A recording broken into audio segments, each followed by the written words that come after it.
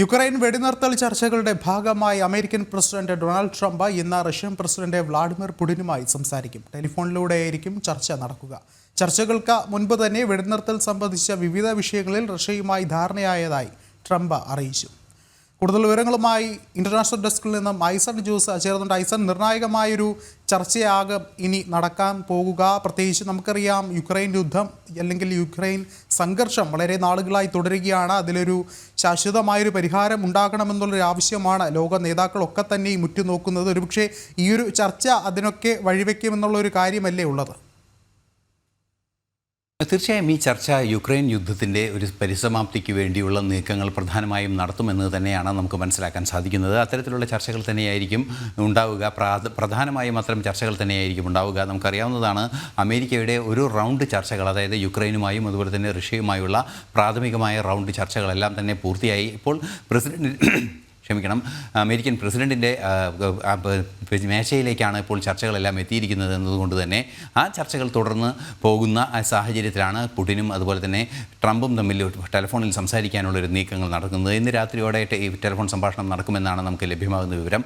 ഈ സംഭാഷണത്തിൽ വളരെ കൃത്യമായി മറ്റു ചില കാര്യങ്ങൾ കൂടി ലക്ഷ്യം വയ്ക്കുന്നുണ്ട് ട്രംപ്. എങ്കിൽ കൂടി ഏറെ പ്രാധാന്യത്തോടെ നോക്കിക്കാണുന്നത് ഈ യുദ്ധം അവസാനിപ്പിക്കുക, യുക്രൈൻ യുദ്ധം അവസാനിപ്പിക്കുക എന്നൊരു തീരുമാനം തന്നെയാണ്. നമുക്കറിയാവുന്നതാണ്, സൗദിയിലും മറ്റും കൃത്യമായ ചർച്ചകളും മറ്റും നടന്നിരുന്നു. അതായത് യുക്രൈൻ നേരത്തെ റഷ്യയുടെ നേതാക്കളായ റഷ്യൻ വിദേശകാര്യമന്ത്രിയുമായി സൗദിയിൽ ചർച്ച നടന്നിരുന്നു. മാർക്കോ റൂബിയോ ഉൾപ്പെടെയുള്ളവർ ചർച്ച നടത്തിയിരുന്നു. വീണ്ടും തുടർ ചർച്ചകൾ യുക്രൈനുമായി നടക്കുകയും ചെയ്തു. ഇത്തരത്തിൽ യുക്രൈനുമായും റഷ്യയുമായും ചർച്ചകൾ നടന്നതിന് ശേഷം കൃത്യമായ നിലപാട് ബ്രിട്ടൻ്റെ ഭാഗത്തു നിന്ന് ഇക്കാര്യത്തിൽ ഉണ്ടാവുകയും ചെയ്തു. 26ഓളം രാജ്യങ്ങൾ യുക്രൈന് പിന്തുണയായി വരികയും യുക്രൈന് സൈനിക സഹായം ഉറപ്പാക്കുന്നതിന് വേണ്ടിയുള്ള നീക്കങ്ങൾ നടത്തുകയും ചെയ്തു.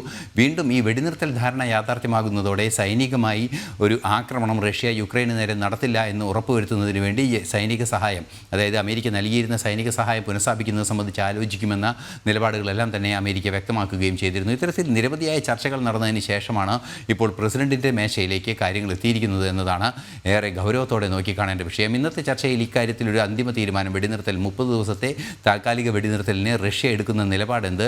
റഷ്യ നിലപാടെടുക്കുമ്പോൾ നേരത്തെ തന്നെ റഷ്യൻ പ്രസിഡന്റ് പറഞ്ഞിരുന്നത്, അത്തരത്തിലൊരു നിലപാടെടുക്കുകയാണെങ്കിൽ ഇതിൻ്റെ അടിസ്ഥാന പ്രശ്നങ്ങൾ, അതായത് യുക്രൈനുമായി 3 വർഷത്തിലേറെയായി നടക്കുന്ന ഈ യുദ്ധത്തിൻ്റെ അടിസ്ഥാന പ്രശ്നങ്ങൾ പരിഹരിക്കപ്പെടണമെന്ന നിലപാടാണ്. അക്കാര്യത്തിൽ കൃത്യമായൊരു നീക്കം ട്രംപിൻ്റെ ഭാഗത്തു നിന്നുണ്ടാവുകയും അക്കാര്യം യുക്രൈനുമായി സംസാരിക്കുകയും ഒരു സെറ്റിൽമെൻറ്റിൽ എത്തിക്കാൻ സാധിക്കുകയും ചെയ്യുമെന്ന പ്രതീക്ഷയാണുള്ളത്. അത്തരത്തിലൊരു സെറ്റിൽമെൻറ്റിൽ എത്തിക്കുകയാണെങ്കിൽ സ്വാഭാവികമായും യൂറോപ്യൻ രാജ്യങ്ങൾ ഈ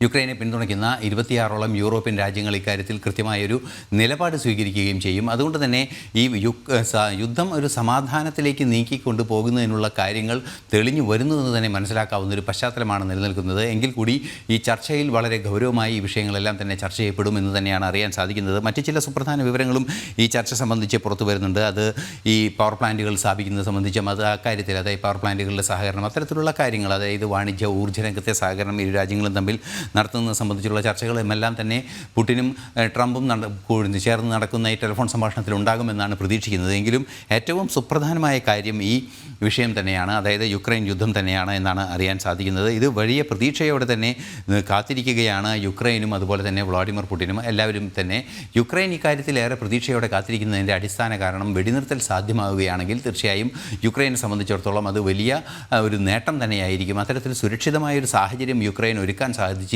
യൂറോപ്യൻ രാജ്യങ്ങളുടെ പിന്തുണ ലഭ്യമാക്കിയിരിക്കുന്നു. അത്തരത്തിലൊരു പശ്ചാത്തലം വീണ്ടും നാറ്റോ അധ്യക്ഷൻ ഉൾപ്പെടെ ഈ വിഷയത്തിൽ ഇടപെട്ട ഒരു സാഹചര്യം പോലും നിലനിൽക്കുമ്പോൾ യുക്രൈനെ സംബന്ധിച്ചിടത്തോളം 26ഓളം രാജ്യങ്ങളുടെ നേരിട്ടുള്ള പിന്തുണ, സാമ്പത്തികവും സൈനികവുമായുള്ള പിന്തുണ ബ്രിട്ടൻ്റെയും അതുപോലെ തന്നെ ഫ്രാൻസിൻ്റെയും ലഭിക്കുന്നു. അത്തരത്തിലുള്ള ഒരു വലിയ പിന്തുണ യുക്രൈന് ലഭിക്കുകയും ചെയ്തൊരു പശ്ചാത്തലത്തിൽ തീർച്ചയായും അമേരിക്ക പോലും സൈനിക സഹായം പുനഃസ്ഥാപിക്കുമെന്ന നിലപാട് കൂടി അറിയിക്കുമ്പോൾ തീർച്ചയായും വലിയ പ്രതീക്ഷയോടെ തന്നെയാണ് യുക്രൈനും കാത്തിരിക്കുന്നത്. ഇന്ന് രാത്രി ഏറെ നിർണായകമാണ് യുക്രൈൻ യുദ്ധത്തെ സംബന്ധിച്ചിടത്തോളം എന്നതാണ് ഏറ്റവും സുപ്രധാനമായ വാർത്ത. ഐസൺ, നമുക്കറിയാം, വളരെ നാളുകളായി തുടരുന്ന ഒരു സംഘർഷമാണ് യുക്രൈനിൽ നടക്കുന്നത്. പ്രത്യേകിച്ചും യുക്രൈൻ്റെ അതിർത്തി പ്രദേശങ്ങളിലൊക്കെ തന്നെയും ഇപ്പോഴും കനത്ത സംഘർഷം തുടരുന്നുണ്ട്. ഒരുപക്ഷെ ഈ ചർച്ചകൾ ഫലം കണ്ടു കഴിഞ്ഞാൽ, അല്ലെങ്കിൽ വെടിനിർത്തൽ സാധ്യമായി കഴിഞ്ഞാൽ ആദ്യം നൽകുന്ന പരിഗണന ഇത്തരം പ്രദേശങ്ങളിലെ സാധാരണക്കാരുടെ ജീവിതത്തെ സാധാരണഗതിയിൽ കൊണ്ടുവരിക എന്നുള്ളൊരു കാര്യം തന്നെയല്ലേ? പ്രത്യേകിച്ചും അവരെ മറ്റ് സുരക്ഷിത സ്ഥാനങ്ങളിലേക്ക് മാറ്റുക ഉൾപ്പെടെ, അല്ലെങ്കിൽ മനുഷ്യ സഹായങ്ങൾ എത്തിക്കുക, അത്തരം കാര്യങ്ങൾക്ക് തന്നെയാകില്ലേ പ്രഥമ പരിഗണന നൽകുക? തീർച്ചയായും വിഷ്ണു, അത്തരത്തിലുള്ള കാര്യങ്ങൾക്ക് പ്രഥമ പരിഗണന നൽകുക എന്നത് വളരെ കൃത്യമായ നിലപാട് തന്നെയാണ്. അത്തരത്തിൽ പ്രഥമ പരിഗണന നൽകുന്നതിന് വേണ്ടി തന്നെ നിരവധിയായ നീക്കങ്ങൾ നടക്കുമെന്ന് തന്നെയാണ് അറിയാൻ സാധിക്കുന്നത്. പ്രാഥമികമായി നമുക്കറിയാവുന്നതാണ്, ഈ സുരക്ഷ ഉറപ്പാക്കുന്നതിന് മുന്നോടിയായി ഇത്തരത്തിലുള്ള രക്ഷാ സംവിധാനങ്ങൾ, അതായത് അവിടുത്തെ സാധാരണക്കാരുടെ സുരക്ഷ ഉറപ്പാക്കുന്നതിനും അവരുടെ പുനരധിവാസം ഉൾപ്പെടെയുള്ള വിഷയങ്ങൾ കൈകാര്യം ചെയ്യുന്നതിനും കൃത്യമായൊരു ഇടപെടൽ ഉണ്ടാകുമെന്ന് തന്നെയാണ് ഏത് യുദ്ധത്തിൻ്റെയും ഒരു പരസ്പര സമാധാന ചർച്ചകളുടെ പ്രഥമ ഭാഗമായി നടക്കുക. അത്തരത്തിലുള്ള നീക്കങ്ങൾ എന്തായാലും ഈ വിഷയത്തിലും ഉണ്ടാകുമെന്ന കാര്യത്തിലും തർക്കമില്ല. നിലവിൽ നമുക്ക് ലഭ്യമാകുന്ന സൂചനകളെല്ലാം അനുസരിച്ച് ഏതാണ്ട് ഇന്ന് വൈകുന്നേരത്തോടു കൂടി ചർച്ചകൾ നടക്കുമെന്ന് തന്നെയാണ് അറിയാൻ സാധിക്കുന്നത്. അത്തരത്തിൽ ചർച്ചകൾ നടക്കുമ്പോൾ ഇന്ന് 10 മണി 11 മണിയോടൊക്കെ കൂടി, ഇന്ത്യൻ സമയം 10 മണിയോടൊക്കെ കൂടി ഈ ചർച്ചകൾ ആരംഭിക്കുമെന്ന സൂചനകളാണ് ഇപ്പോൾ ലഭ്യമാകുന്നത്. അത്തരത്തിലുള്ള ചർച്ചകൾ ആരംഭിക്കുന്നതോടുകൂടി ഈ പ്രശ്നം പരിഹരിക്കുന്നതിന്, യുക്രൈൻ വിഷയം പരിഹരിക്കുന്നതിന് കാര്യമായ ഇടപെടൽ സാധ്യമാകുമെന്ന പ്രതീക്ഷ തന്നെയാണുള്ളത്. അത്തരത്തിൽ ഇടപെടൽ സാധ്യമാകുകയും ഒരുപക്ഷെ നാളെ നേരം വെളുക്കുന്നത്, ഭാരതത്തിലൊക്കെ നേരം വെളുക്കുന്നത് ഒരുപക്ഷെ യുക്രൈൻ യുദ്ധത്തിന് ഒരു സമാധാന ധാരണയിലേക്ക് കാര്യങ്ങൾ എത്തിയിരിക്കുന്നു എന്ന പ്രതീക്ഷാ നിർഭരമായ വാർത്തകളിൽ കൂടി ആയിരിക്കുമെന്ന് തന്നെയാണ് നിലവിലെ സാഹചര്യങ്ങളിൽ നിന്നും മനസ്സിലാക്കാൻ സാധിക്കുന്നത്. എന്ത് തന്നെയായാലും കൃത്യമായൊരു നീക്കങ്ങൾ ഇതിൻ്റെ ഭാഗമായി നടക്കുന്നു എന്ന് തന്നെയാണ് അറിയാൻ സാധിക്കുന്നത്. ശരി, ഐസൽ ജോസാണ് വിശദമായ റിപ്പോർട്ടുകൾ നൽകിയത്.